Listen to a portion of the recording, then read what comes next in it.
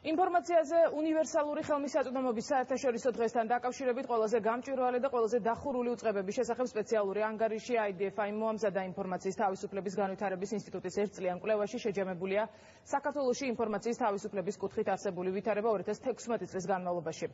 Რამდენად ხელმისაწვდომია საჯარო ინფორმაცია საქართველოში და რომელმა უწყებებმა აჩვენეს საჯარო ინფორმაციის ხელმისაწვდომობაზე 100%-იანი მაჩვენებელი, გვანცა კოპლატაძეა პირდაპირ ეთერში. ინფორმაციის თავისუფლების განვითარების ინსტიტუტის IDF-ის და ფონდი ღია საზოგადოება საქართველოს ორგანიზებით ჩატარდა დაჯილდოების ცერემონია და გამოვლინდა საქართველოში ყველაზე ღია და ყველაზე დახურული საჯარო დაწესებულებები.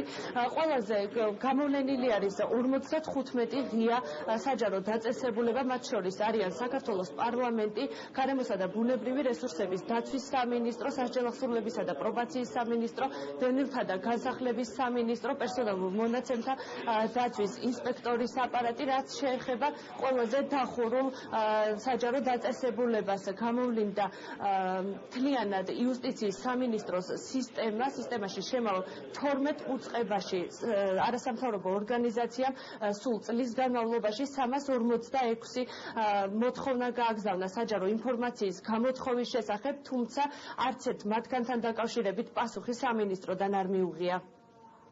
წელს გამოვლინდა ძალიან ბევრი საჯარო უწყება, ვისაც აქვს 100%-იანი შედეგი, დაახლოებით 50-ზე მეტი არის ესეთი საჯარო დაწესებულება.